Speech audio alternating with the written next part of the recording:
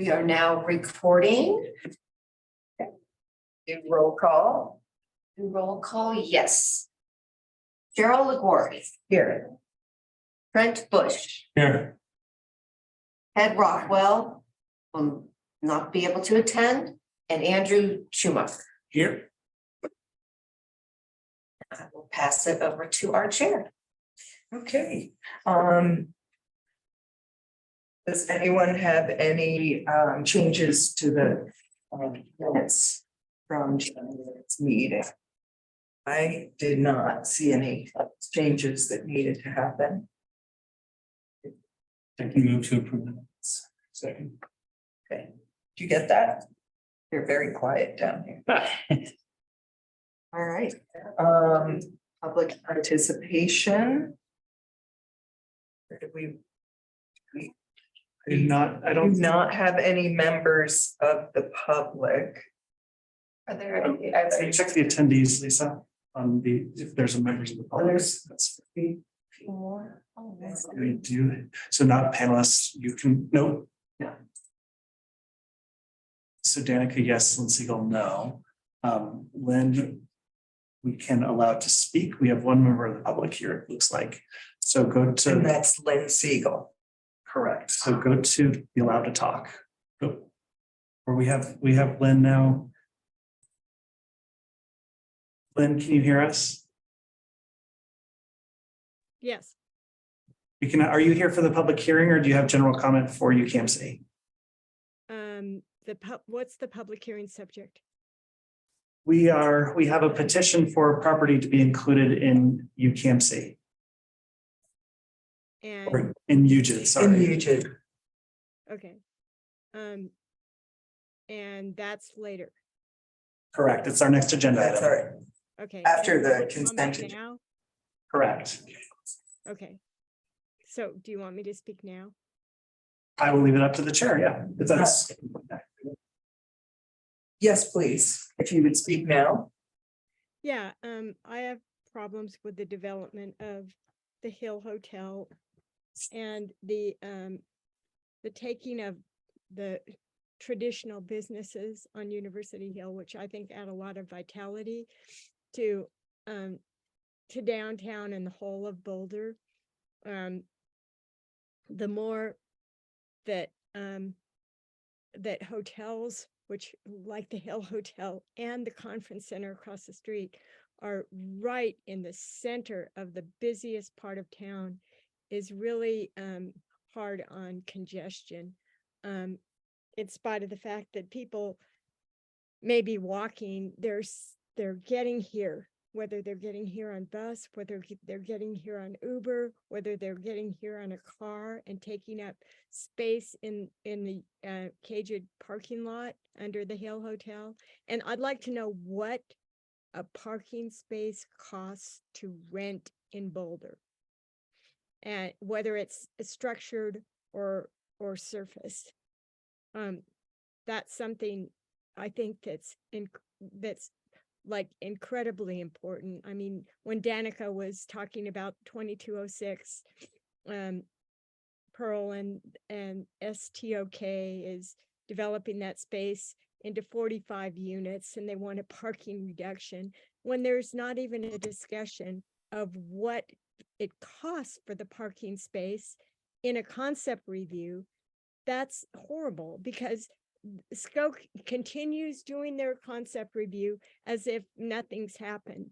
And that's a huge part. That's a third of the cost of the rent, for example, at that site, which is basically a glorified hotel, which means we don't need the Hill Hotel. Well, sorry, we're stuck with it, but I think it's a big drain on Boulder's economy. It's not a benefit.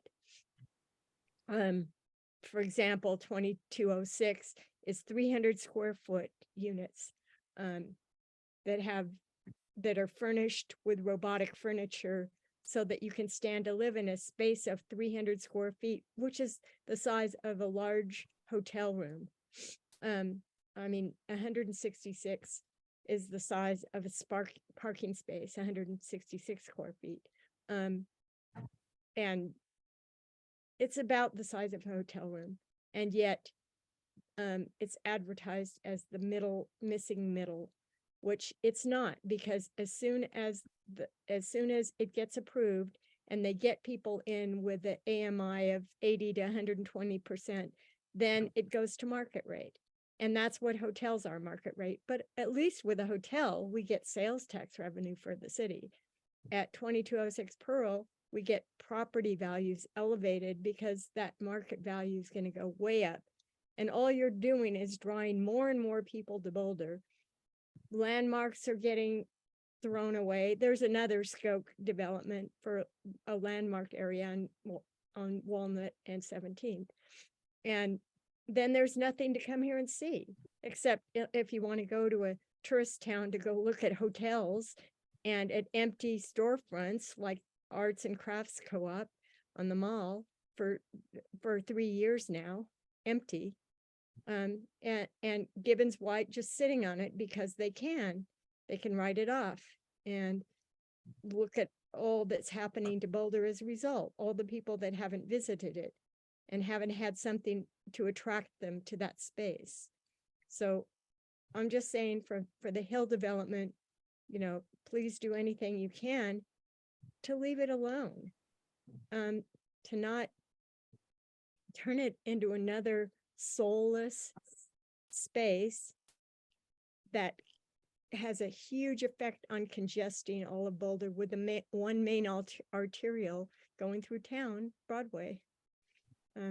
That's all I had to say. Thank you, Len, for taking the time to attend the meeting and voice your concerns. You had mentioned you wanted to know what a parking spot costs. Are you asking for us to respond to that question? Yeah, I would really like to do that because I've tried a lot of people. I do know from Kate. Are you talking about the cost to construct a parking spot? No, I'm I'm unclear. talking about the rent for a parking space. For a Cage's, monthly permit? It's $897 a month for a caged spot, but that's just deduced from what I could get from, when you go and drive in there and pay, and for a long stay, it would be $897 a month. But I want to know what a real parking space costs in Boulder for rent. Well, I mean, it'd be nice to know what the land value of it is also as a for sale item, like 500. I don't know that I'll be able to answer that question today. I can tell you there's public lots and private lots, and as a business owner, we definitely buy monthly parking for our staff, and it's in that $300 to $350 a month per employee for monthly parking.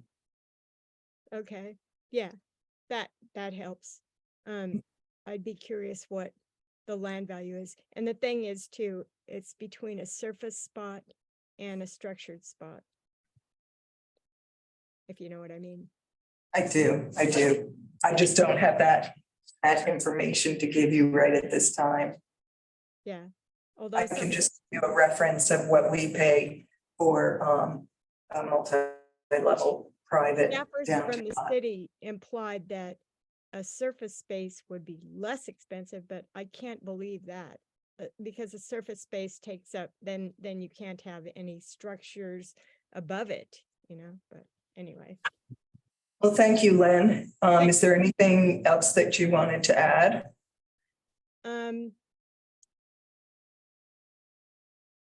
I guess I'd like to say that I really think that what Boulder needs to do more than anything is develop impact fees per capita, per person on any development in town. And they need to balance the jobs housing imbalance, because it's to the point where, I don't know what it's going to cost to redo the library, but probably 500,000, $1 million. And who's paying for that? For me, I'm paying. And it's because of the homelessness and the wealth inequity. And the more the dense development, the higher value of the land, the more wealth inequity, the more service people have to come into Boulder and can't afford to live here. And the more that the homelessness becomes a problem. And I definitely hear yeah, what your concerns are. And Yeah. again, thank you for taking the time to attend the meeting. sure. Thank you. Thanks for running it. We have no other members of the public, correct? Consent agenda. Is there anything anyone wanted to bring up? Consent agenda. Okay, we'll move on, fund financials. Anybody have any, I guess, unless there are questions, does anybody have any questions about the fund financial? The public hearing, which is the district petition for inclusion of 1155 Pleasant Street and Eugene.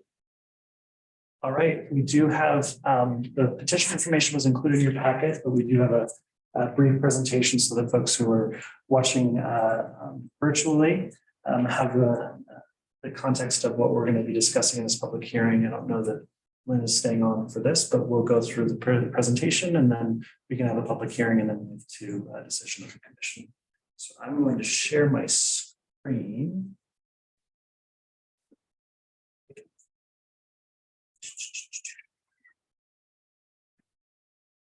All right. And I'm going to hand it over to Teresa, who's been doing a lot of the legwork with the Hill Hotel partners on getting this petition across the finish line. Great. As was outlined in your commission packet, we did receive a petition from the Hill Hotel owner LLC to petition into the Eugene district. In 2021, we finalized the sale of the Pleasant Street lot, and one of the parcels that directly abuts to the current boundary of Eugene is also included in the Hill Hotel development, but for unknown reasons was excluded from that particular boundary. And so as this transaction has transpired, basically at this point, we have an inconsistent boundary. So I apologize, it's a little small. You can see in blue the parcel just to the west of the boundary at the top there. So it's 1155 Pleasant Street. And so this petition helps address that inconsistent boundary. So the current development does actually extend into 1155 Pleasant Street. So for a number of reasons, just continuing the formal boundary of Eugene, having a single tax rate for that from an assessor standpoint, creating a lot of ease in terms of assessing the property. This petition has been brought forward to move forward with this development and keep things moving forward. And again, just as I highlighted for the next slide, the real purpose of the inclusion is to make sure that we're not bisecting the actual development of the Hill Hotel with the Eugene boundary, creating that ease of taxation and assessment, and then just more formalizing the advancement and implementation of our relationship with this great partner with Eugene, and being able to look at those different strategies for parking and economic vitality with Eugene. So it looks like it's a really great opportunity for us to capitalize on the new development that's coming and just make sure that the boundaries are clear. As we gather today, the commission had the opportunity to either grant the inclusion, grant as modified, or deny the petition, at which point you're able to make a motion to accept the petition, which will then go to the council for formal approval. And so at this stage, there was a resolution document included in the packet, and that's the action that we would be taking this evening. So before we move into a motion, we need to see if there's anybody that's interested, that wants to speak as far as public hearing. So let me stop sharing my screen and that will help. Attendee. Over to attendees. Now let's go That's allow to just Matt. talk. Yeah, but go to allow to talk on then. Lynn, we're now moving into the public hearing for the petition for the Hill Hotel parcel. And so if you would like to speak specifically on that item, now is your opportunity. Yeah, I haven't read the materials on the Hill Hotel petition. Is this, what kind of a document is that? So Lynn, it's the UGID, University Hill General Improvement District, Right. is what most of the hotel as well as all of the commercial district is in.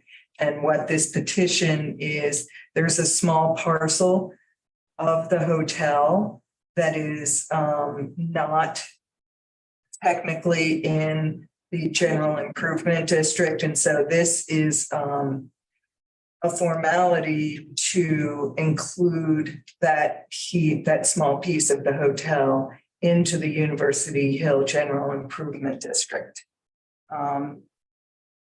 It's mainly for ease of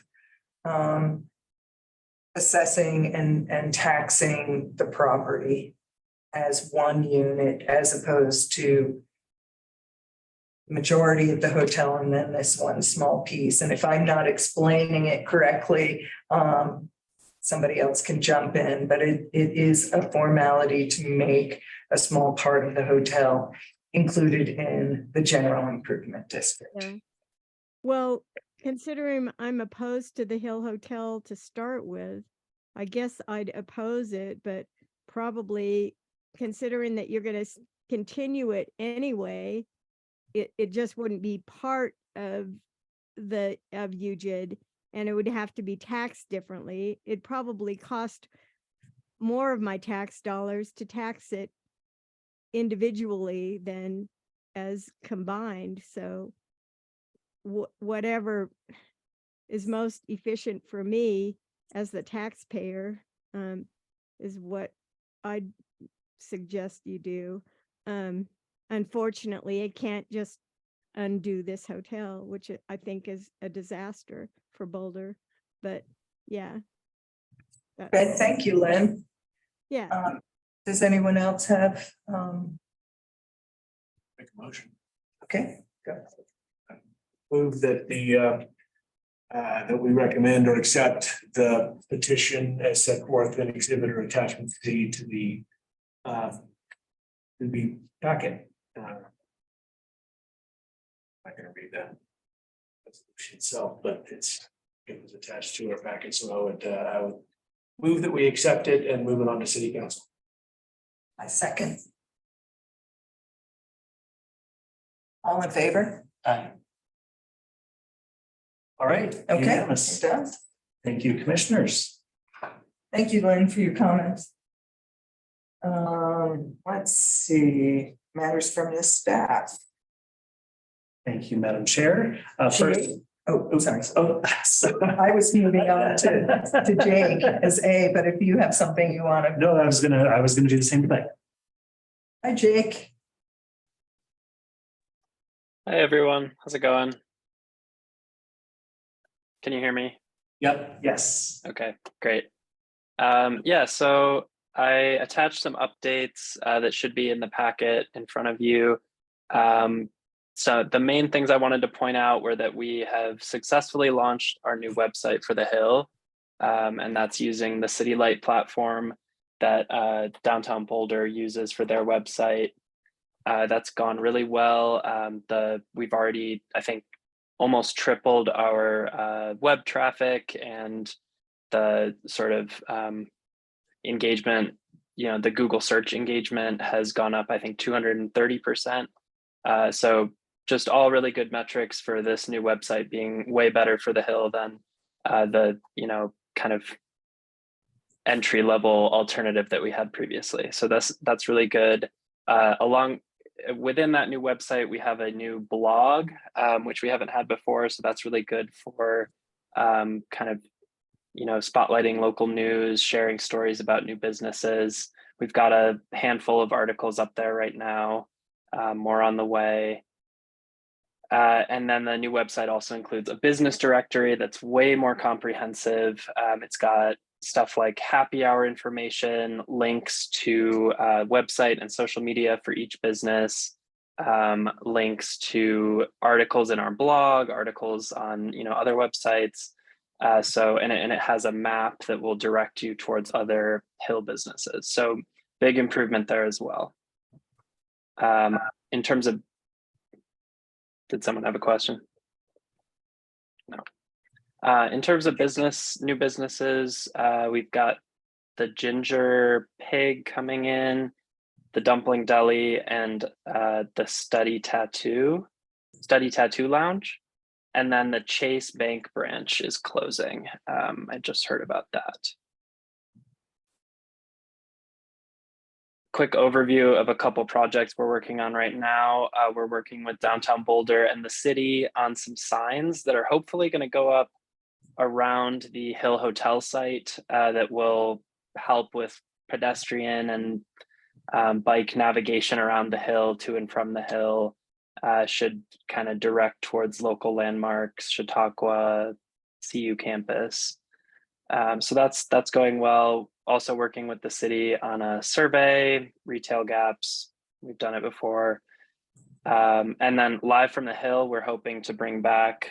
We are going to bring back, actually, we just were awarded a grant from Visit Boulder to bring back some of our live music on the Hill event street. So that's really good.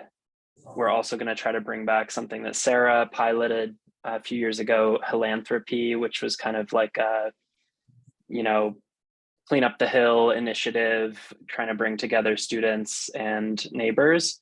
So we're going to do a spring cleanup, and I'm in conversation with Brenda from the neighborhood relations, and then Amanda Nagel who's involved with the Hill Revitalization Working Group.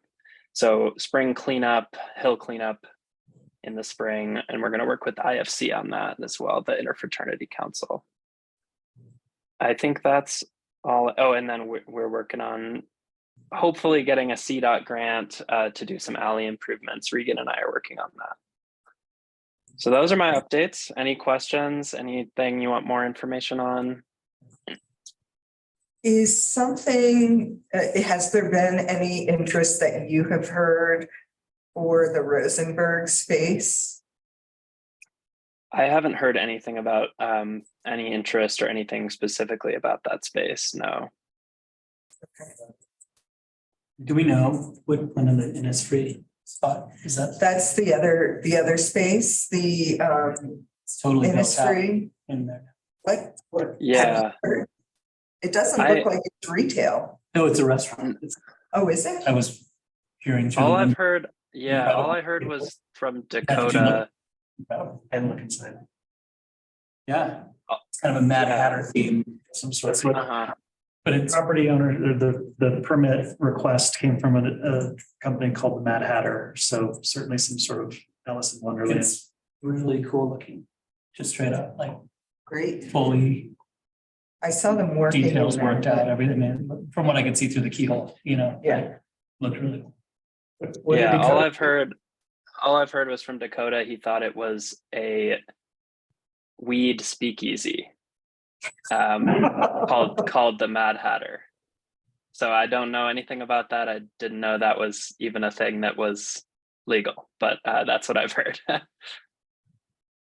That would be consistent with my research of what the Mad Hatter is in other places where the Mad Hatter exists. Okay.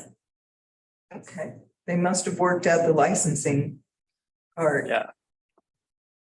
That That Stella downtown Yeah. was supposed to be a cannabis lounge. But great, thank you. When would the live on the Hill start? After the students depart or the summer? Not all the students, but would it be before or after graduation? It would be after. It would be starting after sometime in mid-June. This is permit dependent. We don't have a permit for it yet, so we need about 3 months to do that. So it'd be late June would start. Okay, great. Thanks so much. Yeah. Do you have any questions for us as commissioners? No, not at this time. Great. Lori. Thanks. Hi, guys. Hello. So I'm Lori Call, Assistant Vice Chancellor of Local Government and Community Engagement, and I'm here with Danica Powell. We're here this afternoon to talk a little bit about the conference center and hotel project. And so just to clarify, it is on the university side, so the east side of Broadway. And, groundbreaking has just occurred. And so we're going to talk a little bit about what's kind of going up. The time frame is that there'll be kind of a soft opening in the spring of 2025. And then kind of, hoping for fuller rooms as the latter part of 25 takes underway. So with that, I'll turn it to Danica, and then, certainly let this be kind of a fluid conversation. If you have specific questions, we're happy to answer them. Thanks, Lori. I do think I need the screen sharing functionality. While someone's working on that. I did also want to let you know, I'm not here to talk about the Hill Hotel, but that's obviously under construction, and there will be a topping out ceremony that I will share information on, which will be exciting. All right, you should be able to share. Yes, No. that looks good. Now I just got to find my screen. Danica, what's a topping up ceremony? Is that when the roof goes on? The one I've been to was super cool. It was at Macy's, and we actually signed a pink beam, and the beam, there's a whole tradition behind it. The topping out, they put a tree on it, and it goes back a long time where you place this last beam in place, or the first beam in place, I don't know, and it's kind of the topping out. So it's a phase in construction celebration. At Macy's, it was a pink beam in honor of breast cancer awareness, but everybody got to sign the beam, and so it went into the building. I'm not sure how this one will be conducted, but it's kind of a fun way to celebrate. I tend to like them better than groundbreakings because there's nothing to look at, and this one you get to actually see, the construction midway, which I know you're all very familiar with as you see it every day, but it's a chance to get on site. So I will share information about that once I have it. Great, thanks. Okay. Sorry, this date is, I thought I'd updated it, but as you can tell, I've continued to share updates on this project. Let me just make sure this is the right one. It's not. Give me 1 second.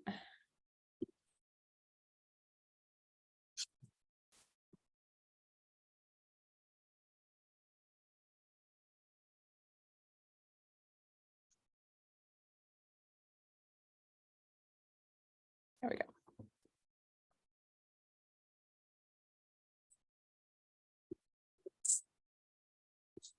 All right, that looks right. Sorry, I'm a little frazzled. I think I typed in the text. My son got in trouble. The high school, they're like, you need to come get him now, and his phone's taken away. And I'm like, I cannot. So I'm sure some of you can relate. So I just wanted to give an update. There's really not a whole lot new, but I wanted to be available also for questions so that I can hope I might be able to answer them in real time or get back to you. So as everyone's familiar, and Lori just mentioned, we started construction on the conference center, and here's the site plan at the corner of University and Grandview and Broadway. I think everyone here is pretty familiar with the layout of the site, the main function and the ballrooms being here closer to University and Broadway, the entrance and valet off 13th, and the parking garage here on the rear. Some site work has been started out there. I think some trees were removed. We're hoping that's improving some of the site safety issues that we've experienced in the past. So I'd love any feedback related to that. This is the zoom in of the site plan, retail restaurant here, lobby lounge, lots of ballroom, pre-function, and back of house space. Here is the landscape plan, so the great public space that will be part of this and community gathering space out there on Broadway. And here's a little more information on the pool terrace where I plan to be sipping a cocktail, hopefully. Maybe not next summer, but hopefully soon after. And here again is the lobby and ballroom space. These are renderings. I believe some of you, or if not most of you, have already seen these. They were updated about the end of last year. This is the view looking to the mountains, obviously, and the courtyard space. This is looking back towards the hotel and the lobby or the ballroom space with this roll-up garage door and kind of indoor-outdoor space, and lots of really flexible outdoor space that can be used for functions, weddings, events, etc. I just saw Kamala Harris, Vice President Kamala Harris, yesterday in Arvada, and I'm hoping that next time something like this happens in Colorado, it could be here too. I could easily see something like that event taking place here. And is this the most, this is the one that's on the site, this update, this packet? Yes. Great. Yeah. So nothing has been updated. You know, the renderings stop getting finalized once you get into construction documents, which is where we are at. So I haven't heard of any changes. Lori, I don't know if you've heard of any. I think this is what's being built. Great. Yeah, I haven't heard any additional updates. This is, go ahead. Sorry, who's that?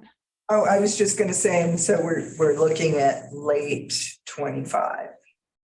Yes. Yeah, I think it's actually, you know, kind of a spring open. So we'll be able to start sipping the cocktails then.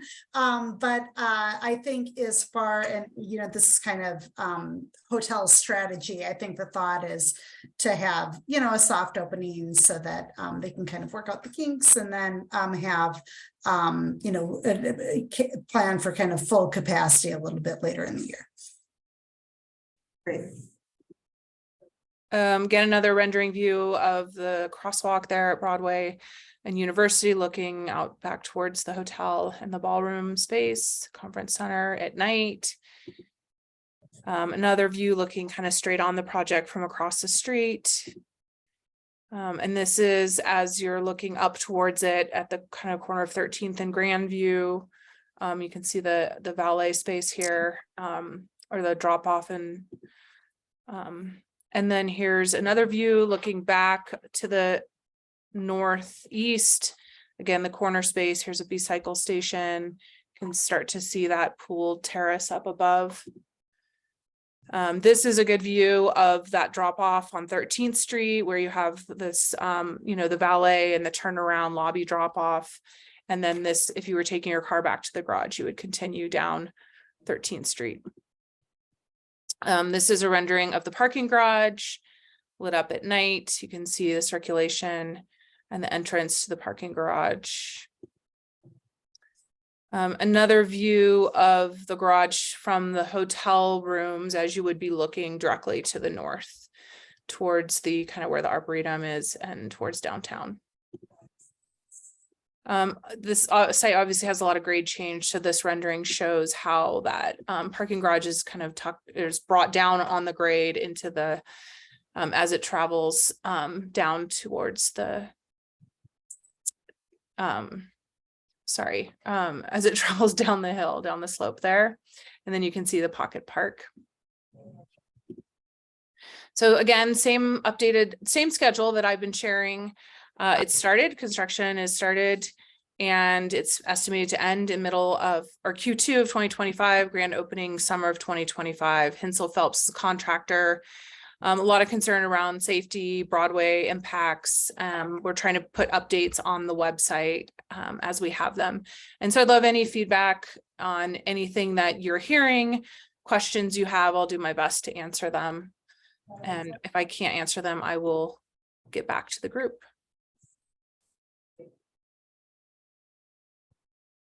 Anybody have any questions? The only question I have, is the retail piece a relatively new part? Because before That we were, one retail section. yeah, because For the before we conference were center. kind of told there was no retail. I'm guessing that's a restaurant. That retail space on the first level. But seems to be below the pool. Is that a restaurant?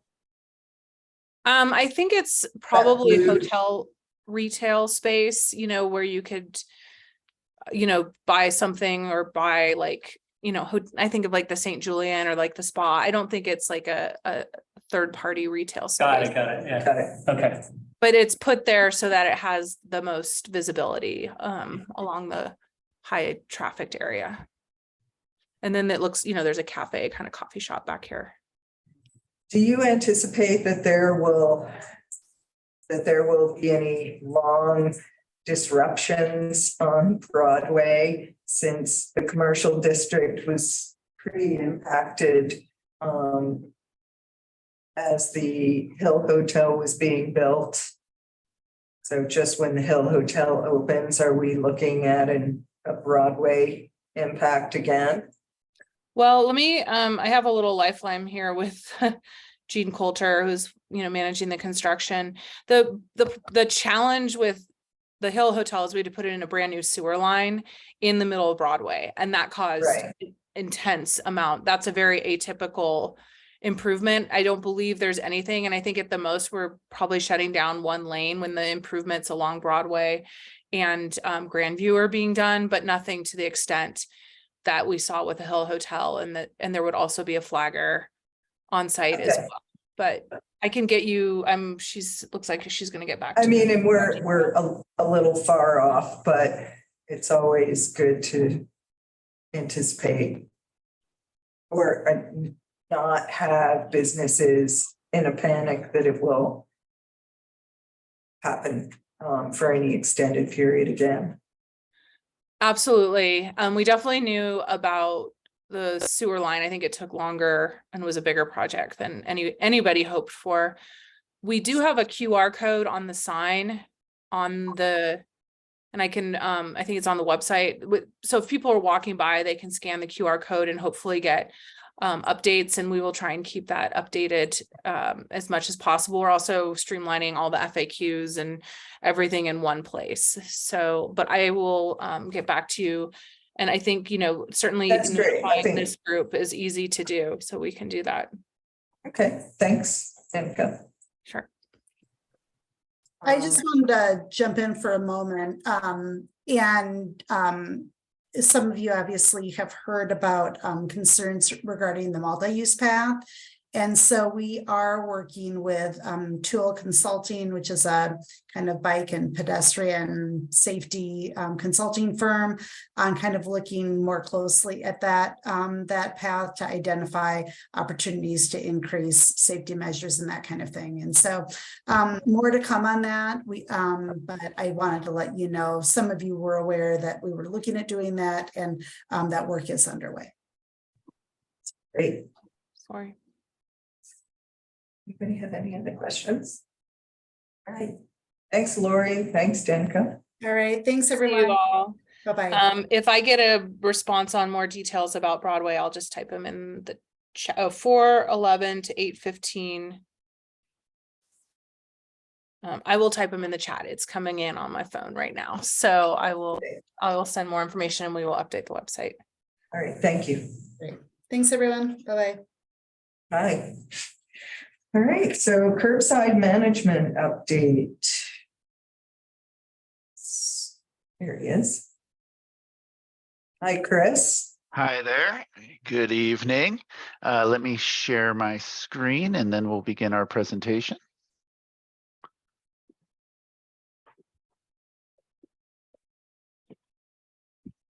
All right. Can everybody see the slide? Yes. Excellent. Thank you. So we are here today to provide an update on our progress on developing a comprehensive set of curbside management policies and practices for the city. Over the past several months, the team has completed the flexible loading zone pilots and assembled the components of what eventually will make up our final deliverable for this project, and that is our curbside management implementation guidebook. This guidebook will serve as internal policy that will outline for city staff the procedures for making both proactive and reactive changes to the curb. And today we're looking for your feedback on some of these components of the guidebook that we're working on.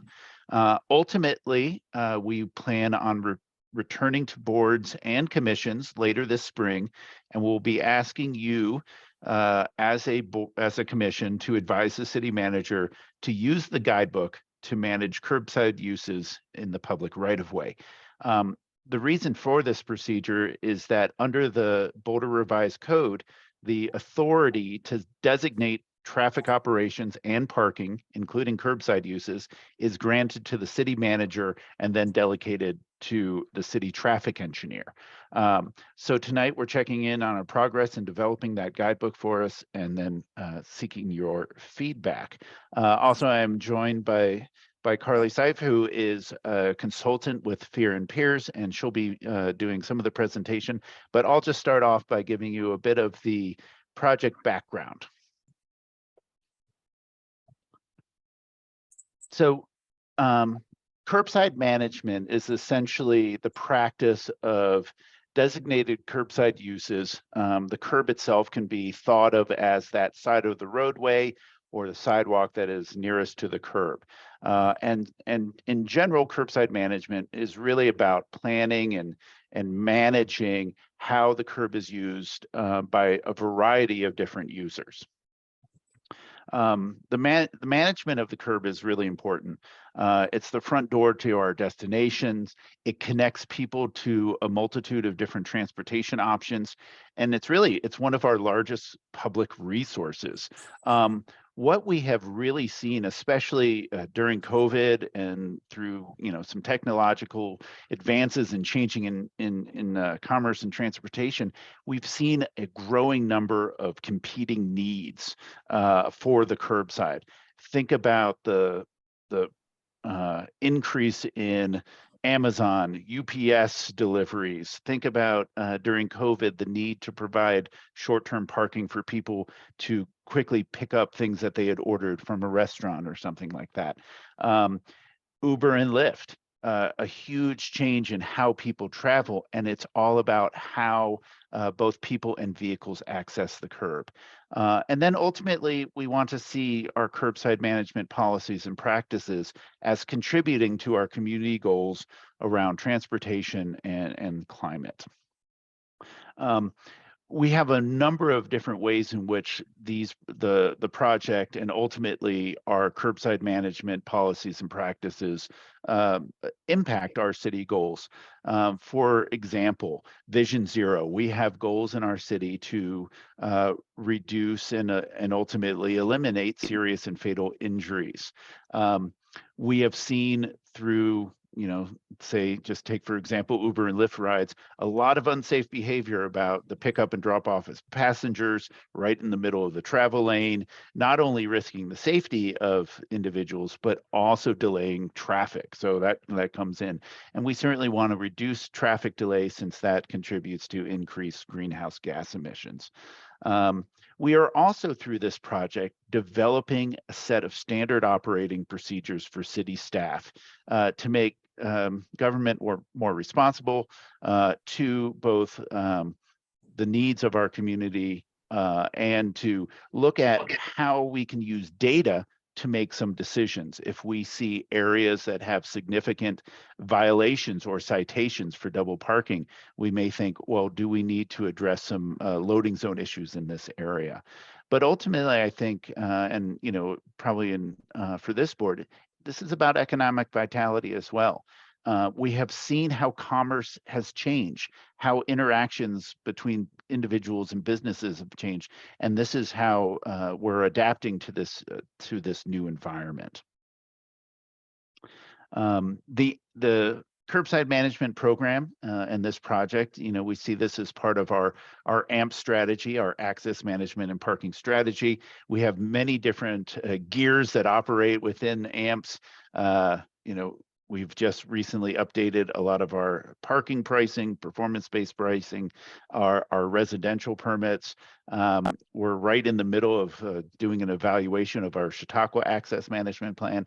And those are all projects under AMPS. And then AMPS is, again, another cog in the wheel of all of these documents that guide all of our city staff work, from the Boulder Comprehensive Plan to our Transportation Master Plan. With that, I'd like to pass it over to Carly. Great, thanks, Chris. So before launching into recommendations of how we're going to make changes to the curb, we did a thorough existing conditions analysis and outreach to the community. So we collected quantitative data. We worked with CORD to inventory all of the curb space, the current designations and nuances of time of day, as well as utilization of parking in all of the 3 managed districts. We also looked at how alleys are allocated, where loading is allowed, parking is allowed. And then we supplemented that with observations, with qualitative data, understanding that those curbside designations are often not abided by. There's a lot of non-compliance. To build off of what Chris stated. We're seeing loading happening through double parking. I saw one in center turn lane of East Pearl the other day. We're seeing bus stops being parked in by vehicles and bike lanes being used for parking. So we use those observations to capture how kind of the latent demand, or how we're seeing a discrepancy between the designations of the curb and how the curb is used. We also did a thorough review of Boulder Revised Code and talked to a number of city staff to understand how the curb is changed today and how it's codified into policy as well. So the snapshot of how the curb is used today in the 3 managed districts, we can see the majority of the curb is for on-street parking. So this varies. The snapshot is over the summer, so there were some more parklets than there are in the winter. But this gave us just a sense of how the curb is used today, and we could kind of look at this compared to our vision that we established through this process of how do we want the curb to be used into the future, given the value of this space.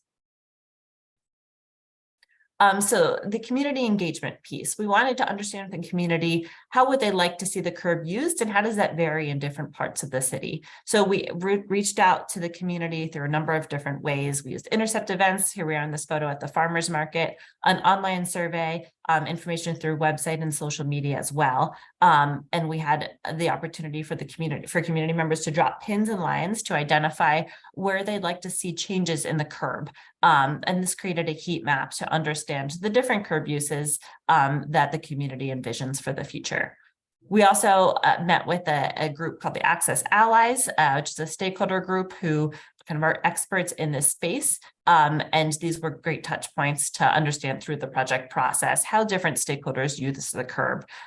We also talked to different focus groups like transportation network companies, Amazon, FedEx, bicycle kind of proponents too, like community cycles, as well as folks with disabilities, to understand the barriers to using the curb and how they'd like to see these curb distinctions being made into the future.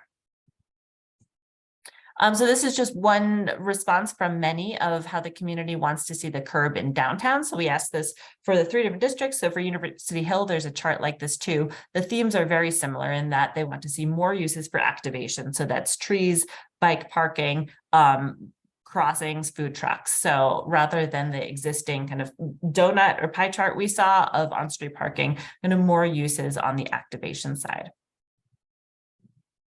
So we took all of this information and we developed a number of different deliverables. So the first is a curb menu. So all the uses on the left in white are existing curb uses today that you're familiar with. The 3 on the right are 3 new curb uses based off of our research of best practice, peer reviews, and hearing from the community. So the first is a flexible loading zone. So this we'll talk about in detail in a few slides because we piloted this idea. So I'll cover the other 2 at a high level here. So the first is a public seating parklet. So this is a little bit different than a private outdoor dining parklet. This one is not associated with a business. It provides an opportunity for that activation we heard from the community, for shade through trees, seating, another place to just hang out and drink a cup of coffee. And then car share parking. So currently car share parking is off street. So we are exploring the idea of bringing that on street to increase visibility, promote the goals of sustainability as well, and making multimodal options for community members. So what we've done is kind of integrate these different curb uses into a typology. So we classified all streets within the city of Boulder into categories based off of street classification in combination with land use. So we identified 5 different categories, and this helped provide a framework. So what should the curb look like in these 5 different categories? Understanding that the curb is going to be different on a street with single family homes than a street in one of the managed districts that's filled with businesses and vitality, and we want higher turnover of uses. So this was kind of the starting framework for our recommendations, is this categorization of streets into different categories. So on the next slide, you can see how this manifested throughout the city. So in University Hill, primarily have commercial centers. So that's kind of the highest density of uses, commercial uses, where we want the highest turnover of spaces. So you'll see in the next slide how this is manifested as it compares to the different curb uses. So in a commercial center, we're prioritizing access for people. So those pink uses are things like bike parking, bus stops, passenger pickup. So you're never having a vehicle there for more than 10, 15 minutes at the most. And then we've got access for commerce, so loading, whether that be private or personal loading, commercial loading. So kind of capturing all the different pieces that that Chris mentioned, we're seeing, especially as in the last few years with COVID, increased demand for these loading spaces for all uses. And then activation and then vehicle storage. Just to provide contrast, kind of on the other side of the spectrum, a neighborhood avenue, that's a street with more single family homes on it. The higher priority is going to be vehicle storage on those streets. So we're not being prescriptive. This is a framework to help identify what types of uses are higher priority on what types of streets.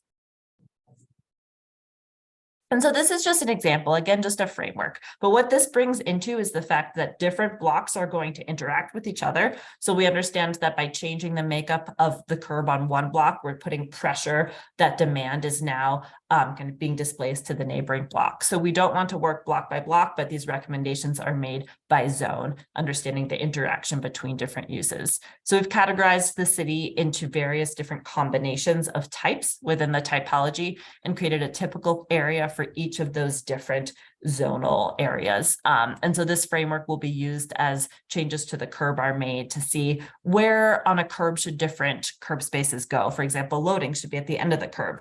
We also want to understand what is the proportion or the ratio of these different curb uses to each other. What percent of each block should be made up of each curb. So these typical areas help us understand and identify those different design considerations as well as kind of ratios.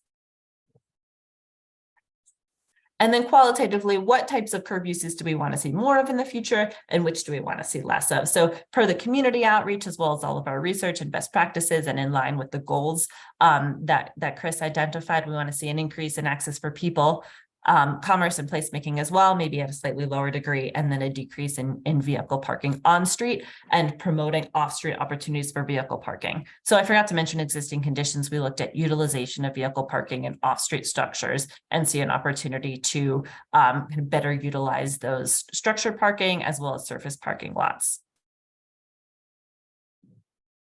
So the flexible loading zone I mentioned is a proposed new curb use. So what this is in the pilot, we identified it as 10 minutes. We're currently evaluating that amount of time to see what the appropriate time restriction is for the future, but it's a space for any type of loading or any type of parking for short-term use. So this could be an Amazon vehicle, it could be you picking up your takeout dinner or an online order. So the goal is to have a higher productivity of the curb. So we were seeing passenger loading spaces and commercial loading spaces separate in today's conditions with different peaks. So an opportunity to kind of pair those peaks in a similar model as we see with shared parking. So it's almost a shared loading model to better utilize and have a higher productivity of the curb. So we also worked with Uber and Lyft to geofence in the Transportation Network Company's app. So if you were to go to book a ride, you would see those designated like spaces of where the flexible loading zones are, and both passengers and drivers are directed to those specific spaces to pick up passengers, with the goal of improving safety, reducing double parking, and a lot of dangerous behaviors we observed during our qualitative data collection. Sorry to go back and forth.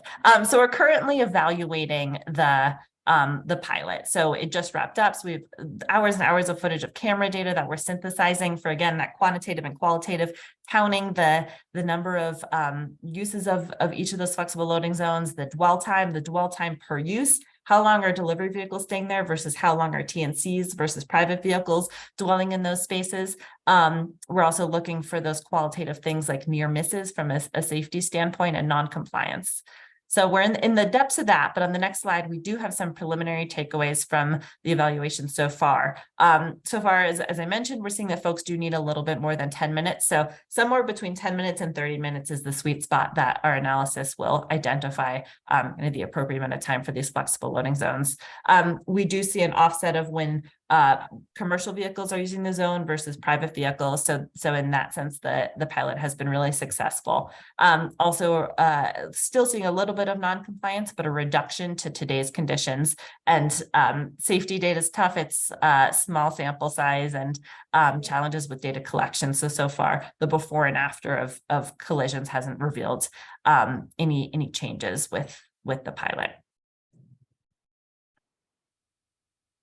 So this is a lot of change. I think the vision of these typical areas is probably alarming as we see a reduction of on-street vehicle parking. It's really important to understand that these changes are not going to be made all at once. In many cases, they're reactive. And there's a process behind each change to the curb. So this is creating a long-term vision with a defined set of catalysts that are going to work towards that vision to ensure that the right uses are there based off of demand per curb. So we've identified those different catalysts for making changes to the curb into 4 different categories, and I'll walk through each of those individually. So the first is development. This follows well on the last 2 items. So when there's a new development, we want to incorporate into that process a consideration of what changes to the curb need to be made, understanding that a new development or redevelopment is going to change the demand for the curb outside of that development. So in the case of conference center, in the hotel, an increase of Uber Lyft is very likely. So we're going to want a higher turnover of spaces, fewer, if any, on-street long-term parking spaces adjacent to those uses. So this is a lot about process and making sure that the material that we've reviewed in the previous slides is applied and used as the development review process takes place. The next catalyst for a change to the curb is looking at capital projects. So large corridor plans, so this starts at an early stage when the corridor is being studied and planned, that uses to the curb are considered as a part of that planning process. And then that moves forward through design and implementation as well. So there's a cost efficiency in incorporating changes to the curb along with major capital projects. So we want to make sure to kind of document and formalize this process. And then the next one, this is on the proactive side. So what can the city do to monitor performance measures in order to identify what are those key blocks or those key spaces where we need to make a change to the curb based off of a number of different factors. So those factors are crashes. If there's a block or a part of a block where there are a high number of collisions due to curb-related activity, that is a trigger to city staff to evaluate and apply the material presented to see that maybe the curb isn't allocated appropriately, and there are safety implications to that. The next is resident complaints, community member complaints. As well as citations. So a mismatch of supply and demand and thus seeing kind of those complaints or citations. And then utilization. So either over or underutilization is also another sign that there's a mismatch of supply and demand and a need to assess making changes to the curb. And then lastly, reactive changes. So when a business requests a change to the curb space outside of their business, or a resident requests a change to the curb space, the current process to make that change isn't necessarily standardized or consistent or even transparent. So we had lots of conversations with city staff to talk about, for each different curb use, what is the process today? And we've taken what works well, but we've also applied the changes that were recommended as well as our research to understand where we want to kind of provide better guidance for those changes. So for every curb use in the curb menu, we've created one of these cut sheets that you can see here. This one's for accessible parking. So it's a flow chart for city staff to use to help kind of guide their decision-making process as to whether they say they allow that change being requested by the business or they do not allow it. So consideration for an ADA space would be the slope of the street, number of other ADA spaces in the area. And so this process, these flow charts incorporate a subjective element as well. So for the score that you come out to at the end, there's an element of subjectivity kind of incorporated into this decision-making framework. So on the implementation side, for every curb use as well, we've developed a cut sheet. So these are design considerations. How long should that curb space be? What is the appropriate material type? How much is it going to cost, both for implementation as well as operation and maintenance? And that's not just a dollar value, that's staff time as well. So important considerations for the resources to make sure these fit within city budgets. So each curb use, this will be an important guide for city staff to use as they make these changes and implement changes to the curb. And then how do we prioritize implementation? So we have the framework here. So on the proactive side, it's going to be in commercial areas first. So this is where we're seeing kind of the highest need for higher turnover spaces from what exists today. And then it's looking at specific curb uses. So flexible loading zones have been highly successful. We've had the opportunity to pilot them and see that success. So implementing flexible loading zones across the city is going to be a higher priority out of that curb menu. Other loading types like passenger and goods loading as well are higher priority. And then thinking about those different performance measures in the proactive space. So those curbs that score highly in those different performance measures will rise to the top. And then on the reactive side, that is kind of applying the tools and continuing to respond to requests, but also educating businesses and stakeholders that these processes exist, as well as city staff about how to apply these different frameworks. So it'll be important to evaluate, to continue to collect data as changes to the curb are made, similar to what we're doing with the pilot project now, understand before and after changes to different conditions to make sure that we're kind of moving forward with the goals of the city and continuing to tweak as these changes are made. And then an important piece is communicating effectively to the public so that they're aware when changes are made, that we're providing the appropriate kind of communication mediums. So this was recently done with changes to parking pricing. So a similar approach to ensure that there's transparency and awareness from the community standpoint as changes to the curb are made. And then future technologies. So curb space is constantly changing, transportation is constantly changing. So we've provided a great snapshot in time today and kind of our sense of where the future of the curb is going and ways to monitor, enforce, price the curb. But it's important for the city to kind of stay up on these technologies and best practices. And then, of course, kind of working with you all as any changes are made and consulting on curbside changes in all three districts before the designation of the implementation before any changes are made following the designation of the implementation of the guidebook as city policy. So we'll definitely be in communication as changes to the curb are being considered before they are made. So I'll hand it over to Chris for a couple other slides. Yeah, well, thank you, Carly. And we'll have time for any questions, of course, at the end, but I just wanted to share with you what our next steps are. So following our meetings, we've already had a meeting with our Transportation Advisory Board. We have our Downtown Management Commission coming up and also sharing some information with Boulder Junction. Those are all happening in this month. In April, we'll be submitting to City Council an information packet that will provide an update on our implementation guidebook, along with any input and feedback from our boards and commissions. Following then some refinement of the guidebook based on that input, We'll probably be returning to our boards and commissions in May, and this is where we'll be providing a staff recommendation on overall policies and practices that are contained in that guidebook.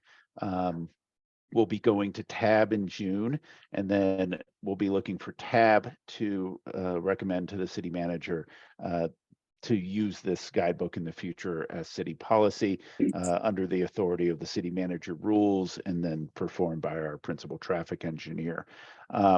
Following our meeting with city council in June, which will, well, actually would be an information packet to them. We'll be working the rest of the time on this project in updating any ordinances that would need to be changed, and maybe even some updates on the language in those city manager rules that give the authority of these changes to the principal traffic engineer. And so with that, we'd like to just open it up for your feedback. And I can unshare the screen if we want to see each other, or if that would be the best thing to do.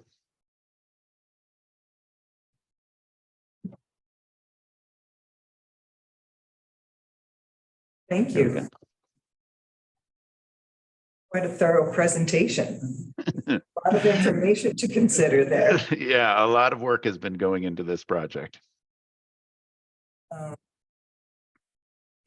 Want to speak up with feedback at this point? I guess for me, for the commercial district on the Hill, my guess is that there would be significant number of changes in the way the curbs are used, particularly with commercial delivery and Uber and Lyft. That, I mean, we don't have a lot of space to work with, but those are kind of pain points for safety and access for the businesses. Mm-hmm.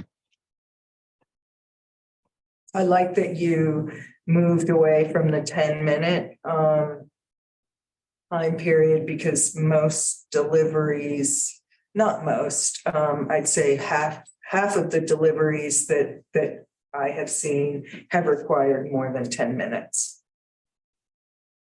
So that's, I think that's, I was happy to see that change. Yeah, and now we have actual data to back that. Yeah. Any feedback? I had a question on, I saw that there was a discussion of a non, of parklets that are not assigned to businesses. How are you deciding where those go and what the need of those are for? We can obviously, especially on the Hill, there's public spaces tend to get either tents or other kinds of things might happen there, and I think there's some concern about that. So how is deciding where those might occur? How is that taking place? Or if they're needed, we have so few parking spots to work with. Yeah, I can start, and Chris, if there's anything you want to add. So it's both looking at the need for that additional public space, green space, as well as the opportunity cost of kind of what would be replaced in that process. So to the point of kind of parking utilization, if parking is extremely highly utilized, which we consider 85% utilized or above, then the trade-off is high. So it would be less likely to implement a public seating parklet in places where there are a lot of empty parking spaces and kind of there's an opportunity to turn some over. Then a public seating parklet is considered if there is a lack of public seating, a lack of green space, not a park nearby, not a private dining parklet nearby. So kind of in the scenario under which there is parking available to be turned over for this public seating parklet, those considerations fall under kind of tree canopy coverage, other spaces nearby for green space, the need for activation in that area. Yeah. No, I think that's well said. Our district is, I mean, we get our funding from parking revenue do these parklets take that opportunity for revenue out of the mix? Yeah, that's a great question. So we're doing a monetization of the curb analysis because traditionally Boulder and almost all other cities only charge for parking. So we're kind of understanding that the curb has value. What other curb uses have opportunity to generate revenue as well? So maybe that comes from a permit fee, a one-time permit fee for a business and a private dining parklet, considering charging for loading as well. This is something that a number of other cities do that we had interviews with and did peer reviews for. So kind of looking at charging for access to the curb for loading, commercial loading vehicles as well. A public seating parklet's a little bit unique. I don't know if folks have experienced those. In San Francisco is the one example I know where they're sponsored by a business. So there's still an opportunity to generate revenue through them. It's an opportunity for advertisement for that business, even though it's a public space. Just one comment on the having loading be it a cost, that would only be passed along to the business through, the same way that the gas fee, all of these things are ultimately passed along to the business. So I would say for our district, I would never support something like that because it's essential to the businesses to function and just increase their costs. That's helpful. And that's consistent with what we heard from downtown as well. And so this is not a recommendation. It's a research exploration and just a kind of state of the practice in some other places that are being piloted, but not a recommendation as part of this effort. But I appreciate that feedback's helpful. Yeah. And I just follow up with that. I mean, at this point when we finish the implementation guidebook and provide that, monetization is not going to be in a staff recommendation. It is really looking forward into the future to see. We are currently monitoring some of the practices that are being used. The city of Aspen is currently doing a project where they've monetized the curb, and due to the really high demand of their loading zones, they actually require delivery vehicles to make reservations through like an online app system to reserve a loading space because they have so much demand. And then they use the fee to offset the cost of having, to manage that area. So, but we are just looking at it. We've heard loud and clear from other commissions that monetization is not something that they would recommend that the city pursue at this time. And I have one final piece of feedback. University Hill Commercial District is probably at one of its lowest points. So I would definitely, since you're looking at, parking use, we are hoping that the district will improve and we will need all of the spots all of the time. So please don't use current parking usage to determine what our needs will be in the future, because we're hoping to attract people however they come to the Hill, but just because they may not be used now on a regular basis. It's just because people are not coming to the Hill because the Hill is not in a great place right now. Commercial district.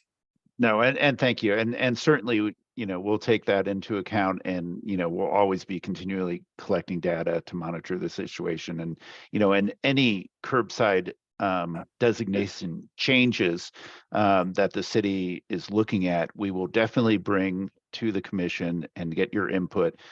We understand, the economic vitality needs of the district and don't want to certainly disrupt anything.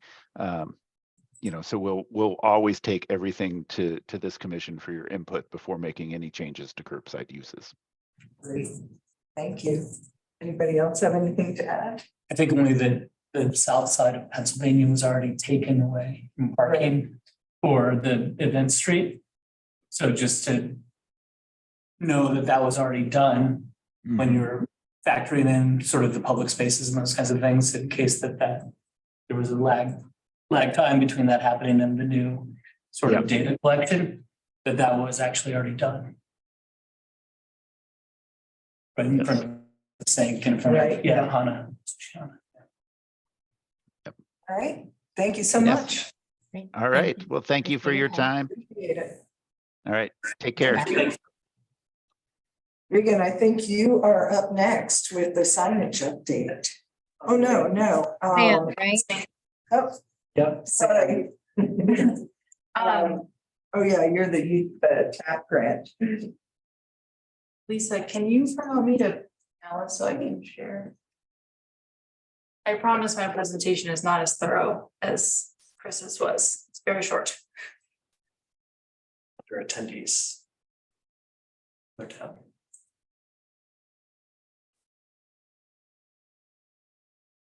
And then make a cost.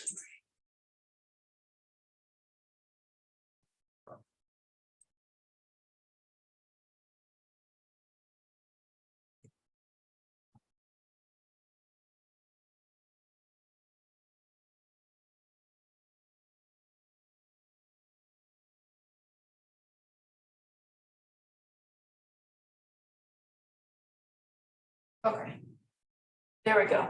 So I just wanted to give the commission a bit of a heads up. A project that we're currently working on is to modernize some of our outdated on-street signage infrastructure across the city. So you'll be seeing changes to some of the signs and the signposts in on the hill coming shortly in the year to come. And this is what the new signs will look like. Really, this is all I have to share with you, is just to let you know that you're going to be seeing these changes. We're going to be making everything look a lot nicer. We haven't updated a lot of this infrastructure in a very long time. So we're really looking forward to cleaning the signage up, making it really nice and new, and updating the poles, the post structures, so that we can easily change it out in the future if we ever need to make changes to signage. And hopefully this will address some of the areas where maybe we're not seeing revenue because the signage is unclear. Yeah, that's really surprising to me. Yeah, we're going to make sure that the signs are placed appropriately. A lot of the old signs were just kind of by convenience. Wherever we removed an old single head, we put a sign there. We're approaching this from a much more strategic place this time around, so that we make sure that the signs are placed in the appropriate places as well. That's wonderful. One thing I also note that now that we have the new touchscreen pay stations, we're trying to get rid of as much of the text clutter that you see on a lot of our signs today, and rely on the pay stations to convey information about different parking areas as well.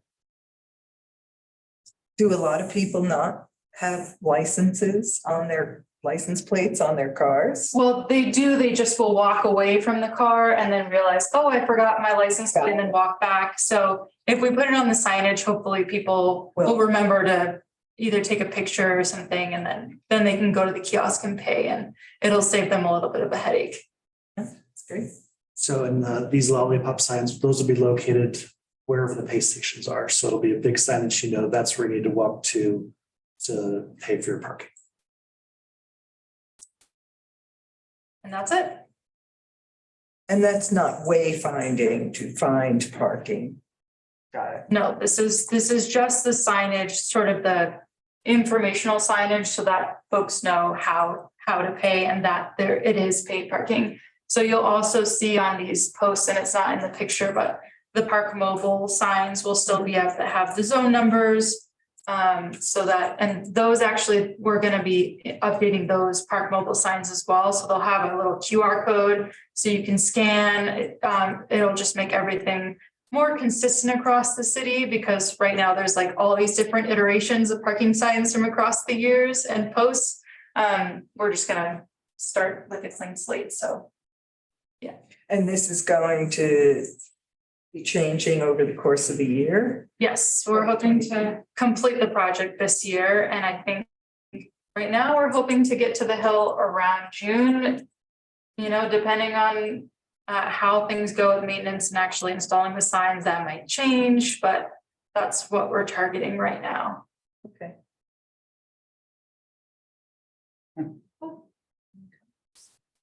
Okay. Regan? All right, sorry I can't be there in person with you all. Started feeling a little under the weather this afternoon, but happy to give an update on ULI TAP. Am I correct that it was announced during the last meeting that we were awarded the grant opportunity? Yes. Great. So I can just talk verbally quickly about next steps. So just to recap what that means, we will be working with a group of volunteers with ULI expertise to help us work through some of these district-wide challenges that we're seeing on the Hill, and to have them address these district-wide challenges through recommendations that seek to redevelop the 14th Street lot. Could you run down what you're looking at as district-wide challenges? Yeah, we're looking at business retention issues. We're looking at some of the connectivity challenges on the Hill. We're considering some of the new developments that are coming online and what impact that will have. What am I missing? Safety issues are a priority that we want to address. So these are some of the district-wide challenges, and these are all laid out in the application, which I think you guys have, and I'm happy to send it to you again. No, I'm sure I have it. I just wanted to clarify that we're on the same page with the challenges. Yeah, absolutely. So regarding next steps, I'm working on putting together an advance packet for the panel so that they can familiarize themselves with the Hill and with this project. And in that packet, it will include historical context, studies, maps, demographic and economic data, context on the challenges that we see today, zoning and regulatory barriers, etc. And then also putting together a stakeholder list, since they will be conducting stakeholder interviews as part of the process. And lastly, the most recent update that I received from ULI is that they're working on finalizing the Boulder schedule. So we'll know more soon about when we're going to be having a kickoff meeting, and then ultimately convening with the TAP, which we anticipate to be in the spring. Happy to answer any other questions. How long will the process, when do you expect the process to be completed with the urban plan? Based on what I heard from ULI, we should be having the kickoff meeting likely this month, and then the convening with the TAP. It's a 1.5 day total convening, which will consist of different activities, and that'll likely be in the spring. And then following that convening, they will provide a presentation and then recommendations for us. And then we'll be using that and all the other work that's been going on around 14th Street and just updates, things that have been changing on the Hill from the landscape improvements that we've been working on to prepare an information item for council. We've promised by the end of Q2 or early Q3, getting an information item put together. We anticipate that the preparation of that information item is going to trigger a study session with council specifically around University Hill. Within that day and a half that they're meeting to get 20 years worth of knowledge for the safety piece, will they have the opportunity to see the Hill Commercial District in full swing on a Friday or a Saturday night and how it impacts the commercial district? Because if safety is truly, one of the challenges that they're going to make a recommendation on, I would like to recommend that they at least see the Hill in action before the students depart on a weekend, nice weekend. I just feel like if we're accepting recommendations, that I would love them to be as informed as possible on something as important as safety. Yeah, I mean, we'll definitely take that into consideration. A tour of the Hill District, I believe, is one of those activities that'll be part of that convening. I don't know if there are any restrictions around day or time, but it's something that we absolutely can consider. If we can make that tour impactful, that would be. I think you were about to say something. I was about to ask Cheryl for the staff, because we've scheduled on different other Hill groups, meetings at, observations, and sometimes the timing wasn't ideal. What are you suggesting might be the best time for someone to observe in a perfect world, knowing that time issues may be. Time is, not knowing what that day and a half period is like. I would love to see. We know when the Hill gets going, and it depends on maybe how great the weather is. Sometimes it can be in the afternoon, sometimes it can be in the evening. So it's hard to say, but just walking, taking a quick tour down 13th Street and College Avenue, I don't think is going to provide a perspective that, it could be a lost chance to gain perspective on the scope of the issues. What would the timing be of the interviews? And would that provide an opportunity for this dialogue to occur that might say, your meeting is, now we know your meeting is on day X.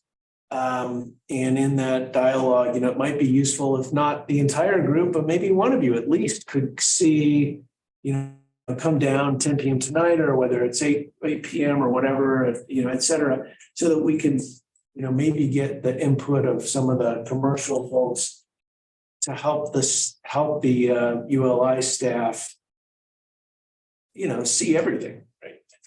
I don't know if there's a way to take that. Yeah. Yeah, these are all questions I'm happy to ask during the kickoff meeting as well, and get ULI's perspective, not only on timing, but on the best way to sort of approach some of these issues, and make it so that the panel really understands what we're dealing with here. I'm just trying to think outside of the box here a little bit, but if we did very short interviews with stakeholders that could be shown to the group, the panel, like say Lisa could talk for 2 minutes about her experience and the impact.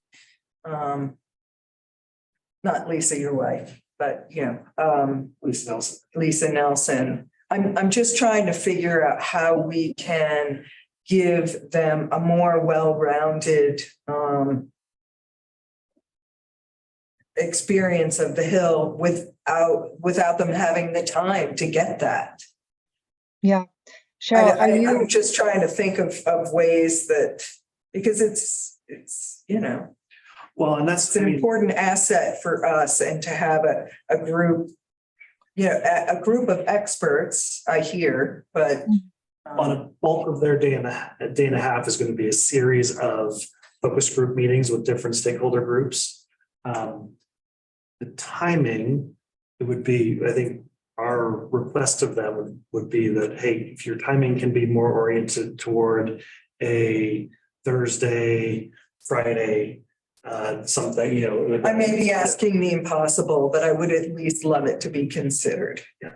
There's an idea, again, as we're thinking, I said, is it possible that the city Channel 8 could, if come on the recommendation one night and film maybe 10 minutes or a walking path or something like that might be shared. And the city's got those resources already. I don't know if that's possible. I think you get into permission issues. there, which I would think the city might be sensitive to. But there's maybe some historic footage. We can direct them to the Barstool Buffs Instagram page. And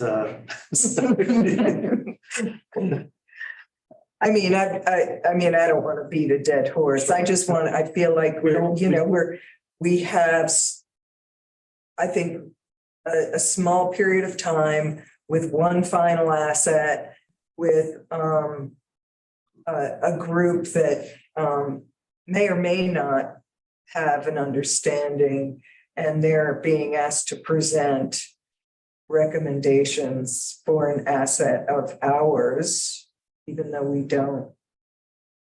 and we need them to have the clearest view possible. So that the recommendations are meaningful. We've had a ton of experts. They have to be meaningful. And have the opportunity to have success. Yeah, absolutely. I think we want to be as strategic as possible approaching this work. I'm wondering, I guess just thinking out loud, do we want to possibly invite someone from the police department to come and speak to the panel once we do convene with them, just to speak to crime statistics and whatnot, get their perspective? I mean, I think data's only gonna, data's fine, but I think absorbing the vibe and the feel is There's almost two different types. There's day and there's. yeah. And Day to and understand the difference between the two and what goes on. Because like you said, if you go there at 2 p.m. in the afternoon on a Tuesday. It's very different. It's very than 3 different. p.m. on Yeah, Saturday. no, 100%. Yeah. Yeah, for sure. Football game day, things like that, but I just wanted to make sure that we're making the most of this opportunity and that it provides accuracy. Because otherwise we're not solving a problem if we're not presenting it accurately. Yeah, definitely. And safety is something we can emphasize in the advanced packet as well. Okay. Anybody else you can tell I get worked up about? Had one more study. Do you have any questions for us? Not at this moment. Okay. And the stakeholders include businesses and property owners in the commercial district? Yeah. Okay. Yeah. All right. Just a quick, are we part of this? Can we be part of this? Yes, so we'll need to make sure that you're not all showing up together because it is Yeah, substance. for sure. But yeah, you're a major stakeholder conversation. For historic information, this 2001 study might be interesting for them to understand the breadth of time that some of these problems have existed. Yeah, absolutely. All right. Thank you. Thanks, Thank Regan. you. Hope you feel better. Thank you. I know so many people are going down. So this next item that's under matters from commissioners, it's a holdover from the last time that we got together. So I'm not sure if you Right. want to spend any more time discussing alternative revenue streams. I did want to share that we are certainly thinking about what we can be doing on the staff side. One of the more significant opportunities that we're exploring with the state attorney's office is the debrucing conversation. So there's some Tabor restrictions on the University Hill mill levy that have led to some reductions from what they could be. So without going to a vote of the taxpayers, if we're able to debruce the current mill levy that could lead to some additional revenues for the district.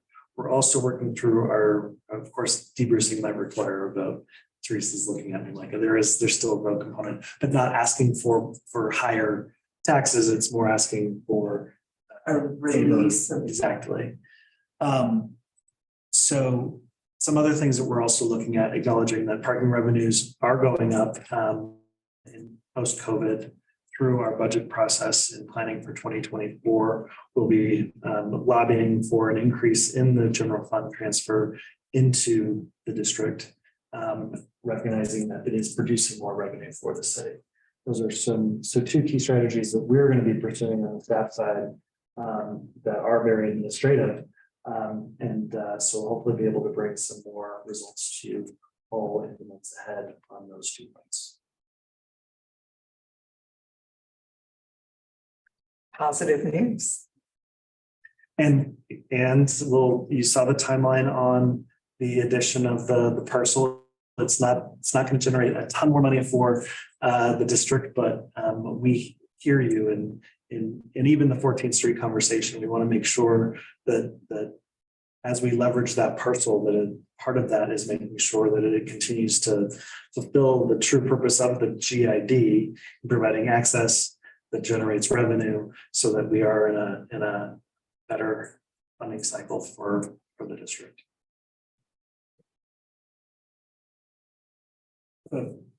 It's not on this issue, but it's one of their sort of matters that's all right. That's just to check on that you can see whether we've gotten applicants. There's one. So yes, we did have one applicant, Mark Heinrichs, who then has withdrawn his application, but nominated is it a co-owner of Chris Heinrich?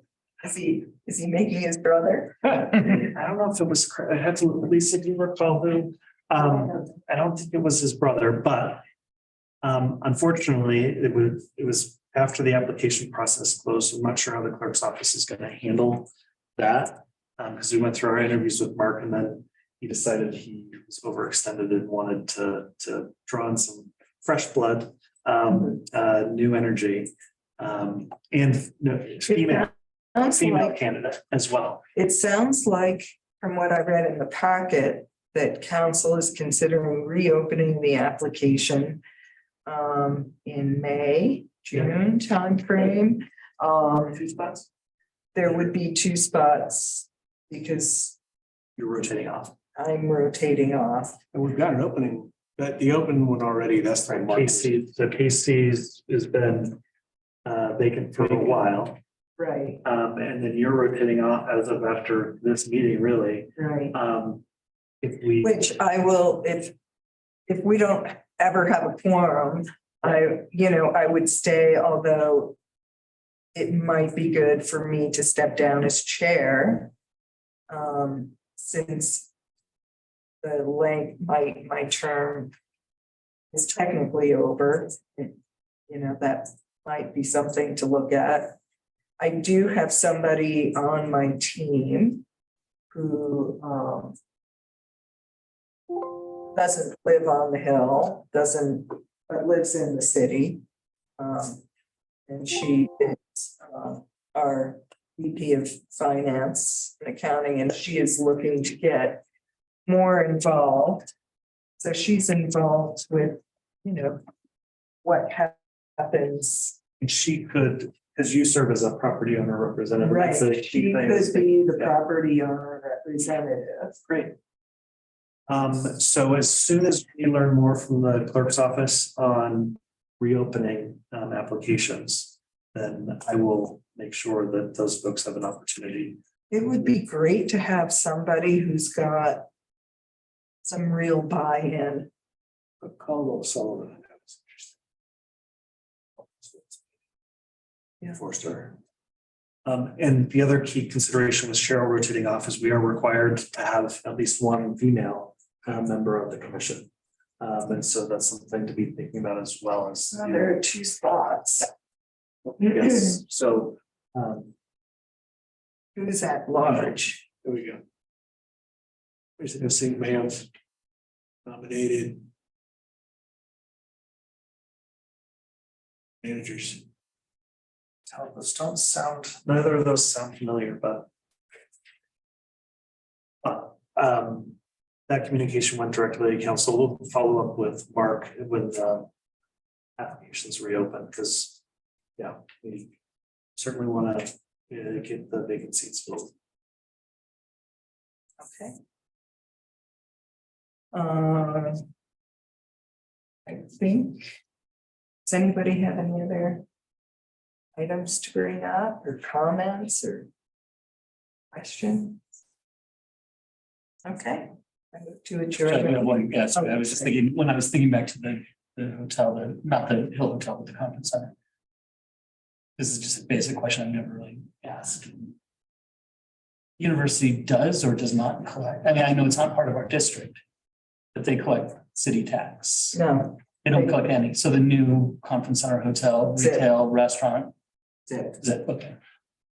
Other than foot traffic through sales tax. Right, so sales tax, there will be accommodations tax, so it's not on state land and it is a private operation, so there is a sales tax component to the work, but they're not, they don't pay property taxes.